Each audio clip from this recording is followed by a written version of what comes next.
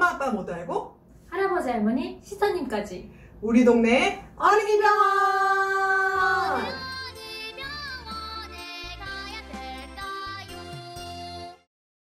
선생님 지난 시간에 아이 영양제 비추하는 영상을 찍었는데 굉장히 지금 핫합니다. 네, 그럼 오늘은 어떤 것을 먹어야 되는지 필수적인 것은 무엇인지 오늘 알려주실 거죠? 네. 알려드리기 전에 말씀드려야 될 게 있어요. 뭘요? 네. 그래서 사실은 영양제에 대한 콘텐츠가 되게 많잖아요. 네. 항상 결론은 어떻게 나냐? 답이 보약이다. 골고루 먹는 게 훨씬 낫다. 이런 얘기 하실 거 아니죠? 그래서 그 얘기 하시면 안 돼요. 결론이 얘기가 나올 수밖에 없어요. 왜냐하면 영양제는 치료제가 아니잖아요. 그렇죠. 물론 이제 골고루 먹는 게 영양제보다 먹는 것보다 더 낫다라는 전제하에 이 영상을 보시는 게 맞겠고요. 네네. 우리는 이제 뻔한 얘기는 안 할 거고. 그러니까 그 얘기하면 제가 이제 화내려고. 그러니까 화낼까봐 우리 사실 이 컨텐츠를 2번을 찍었어요. 뻔한 얘기 하지 말라고 해가지고. 우리 구독자들이 원하는 거, 내가 원하는 거. 추려봤어요. 모든 미네랄 무기질을 다 할 수는 없고 그 중에서 여기 나와 있는 핵심만 꼭꼭 알려드리도록 하겠습니다. 꼭꼭.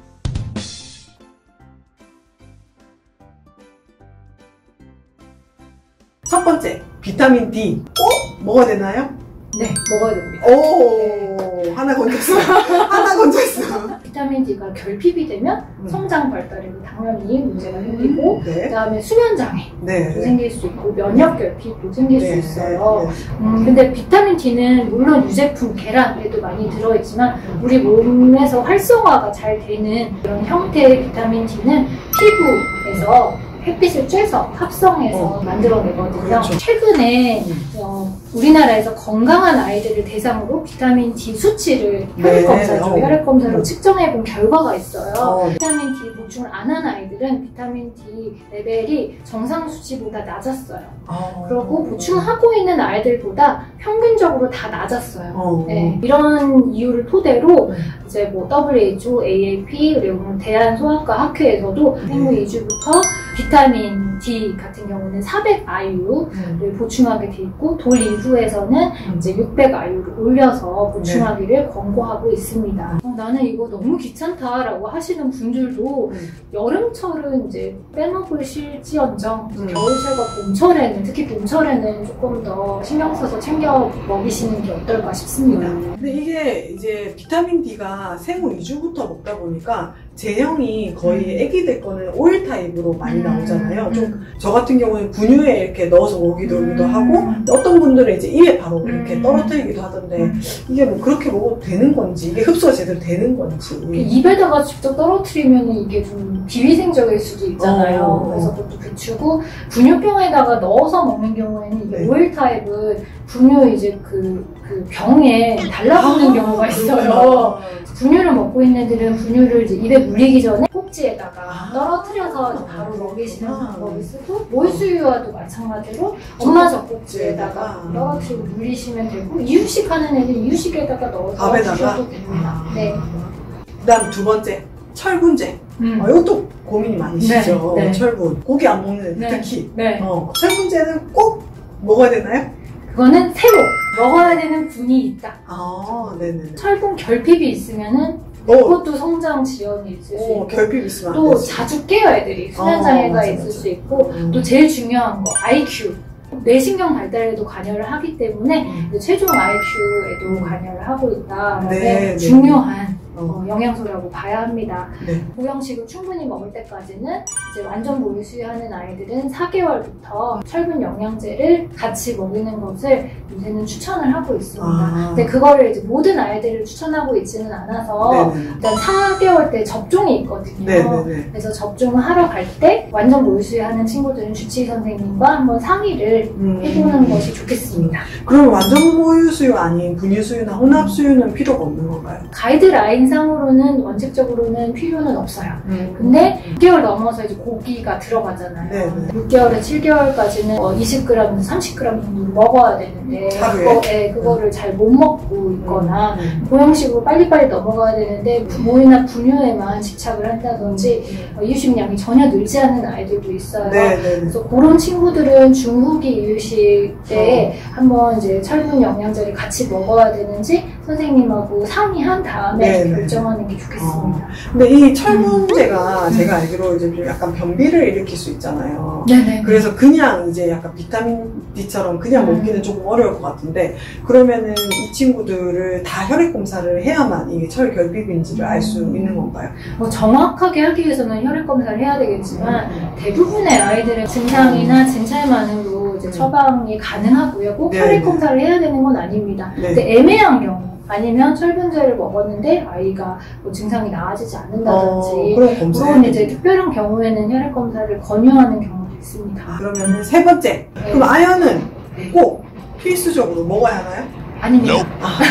아이들에게서 아연을 필수적으로 먹여야 된다는 가이드라인은 아직은 없어요. 근데 아연은 이제 우리 몸에 100여 가지의 조효소, 효소를 구성하는 원소로서 이런 성장, 면역, 알레르기, 면역 체계에서는 없어서는 안 되는 중요한 무기질 중에 하나예요. 결핍이 이러면 당연히 키 성장에도 연관이 있을 수 있겠고, 면역도 떨어지기 때문에 면역도 저하가 될 수 있겠고, 식욕도 저하가 될 수 있어요. 이게 이제 아토피에도 연관이 있어서 이제 아연이 떨어져 있는 애들 중에 반복적인 습진이 잘 생기는 아이들도 많이 있고요. 결핍이 생기면 ADHD 발생률을 높인다라는 연구 결과도 있습니다. 근데 아직까지 가이드라인에는 속하지는 못했네요. 네, 아직까지 꼭 먹여야 된다는 가이드라인은 아직은 없습니다. 이게 왜냐하면 2020년 보건복지부에서 발표한 한국인 영양소 섭취 기준에서 영유아에서는 이제 아연은 2에서 3mg 정도 필요하다고 나오고요. 그다음에 학동기, 청소년기에서도 조금 올라가긴 하지만 5mg에서 10mg 정도로 필요량이 그렇게까지 많지가 않아요. 음식으로 섭취가 가능한 거죠? 100g만 먹어도 4.4g을 섭취할 수 있거든요. 충분히. 그러니까 이유식을 어느 정도만 먹어도 굳이 아연을 보충 안 해도 필요량은 충족할 수 있기 때문에 가이드라인 상으로는 꼭 먹어야 된다고 얘기하는 건 할 수는 없겠습니다. 근데 그럼에도 불구하고 아연이 결핍이 있다는 거는 좀 흡수가 좀 안 될 수 있다는 거예요. 흡수율이 낮거나 아니면 필요량이 높거나 흡수율이 낮은 경우는 장이 좀 약한 아이들, 장염이 좀 잘 걸린다든지 아니면 이제 항생제 같은 거를 좀 자주 먹어서 입원을 좀 오랫동안 하거나 좀 자주 아팠던 친구들은 아연 흡수율이 건강한 친구들에 비해서 좀 떨어질 수 있어요. 그래서 고기 100g도 못 먹어. 이런 친구들도 있을 수 있잖아요. 그런 애들은 좀 한번 보충하는 거를 고려해 볼 수도 있고요. 아토피 피부염이 있는 경우에는 이제 필요량이 많아지겠죠. 그래서 그런 경우에도 아연 보충을 해야 되는지 주치 선생님과 상의를 하는 게 좋겠습니다.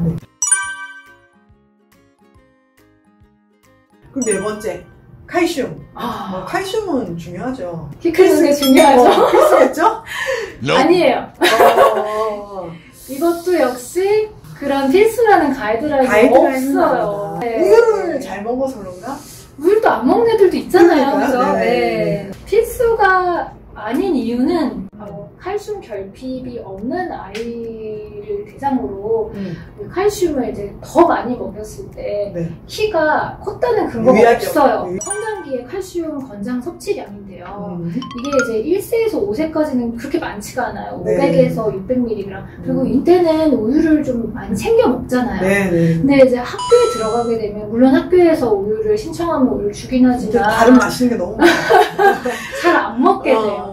그래서 이제 보면 근데 청소년기에는 뭐 남자애들 같은 경우에는 800에서 1000ml, 여자애는 900ml까지 먹어줘야 되는데 이렇게 먹는 친구들은 별로 없을 거예요. 그러게. 그래서 실제로 이제 2019년도에 영양소별 영양소 섭취 기준 얼마나 우리가 잘 먹이고 있는지에 대한 비율을 따져보면 이제 칼슘을 보시면 66.4%예요. 그래서 이제 1세에서 5세까지는 500에서 600으로 잘 먹고 있는데 클수록 좀 칼슘 섭취량이 줄어들더라. 그래서 일부러 이 유제품을 좀 챙겨 먹이시는 게 좋겠고 만약에 얘가 뭐 이제 우유 알레르기가 있다든지 그러면은 더 확인해봐야 되겠네. 나는 유제품이랑 너무 안 맞는다라고 네. 하면 칼슘제를 한번 생각을 해보시되 그렇겠네요. 그냥 무조건 이 칼슘제가 좋아서 먹는 게 아니라 우리 아이가 어느 나이 때 어느 정도의 칼슘이 필요한지 확인하고 그 정도에서 식품으로 먹을 수 있는 거 빼고 그 다음에 이제 필요한 양을 영양제로 섭취하는 게 좋겠어요. 힘들어. 그러니까 어릴 때 더 우유를 먹어야 된다고 생각하는데 그게 아니라 청소년기 때 오히려 더 많이 먹어야 돼. 그러네. 알겠습니다. 자, 그러면 5번째 멀티비타민. 비타민 필수예요? 아니에요. 아니다. 네, 아니에요.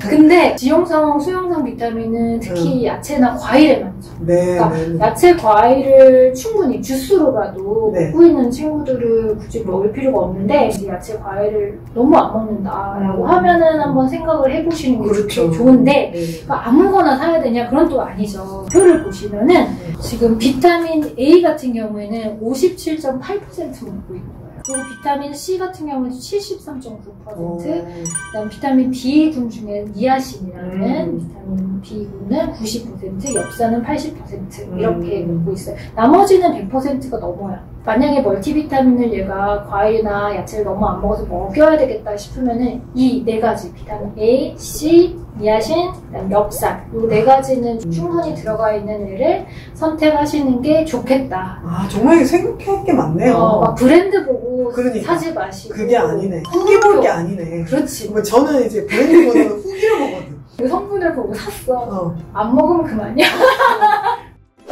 그러면은 마지막 아이들에게 오메가3는 필수적인가? 아닙니다. 그것도 아니에요.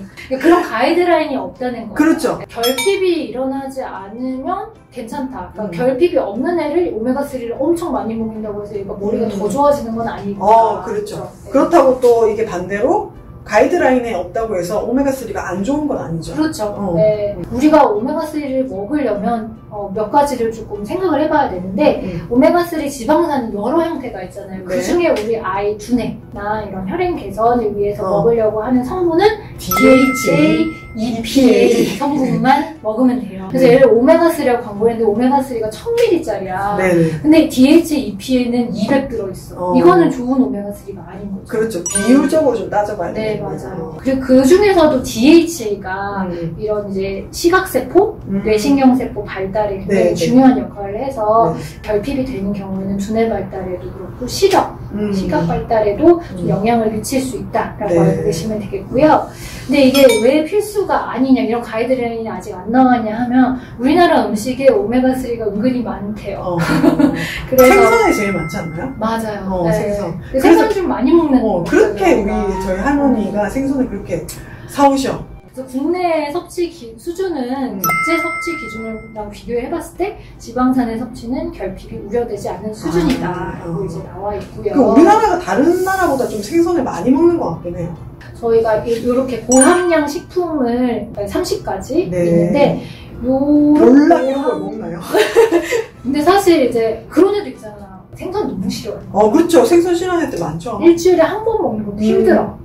그래서 여기 나와 있는 거는 진짜 입에도 안 된다. 이러면은 이제 오메가3를 한번 생각을 해보는데 아까 말씀드렸듯이 이제 함량이 중요하다. 그래서 뒤에 DHA, EPA 함량이 어느 정도 들어있는지를 확인하고 사시는 게 좋겠다라고 말씀드리고 싶습니다. 오늘 굉장히 지금 정보 쏙쏙. 너무 지금 정말 근데 이 내용이 정말 방대하잖아요.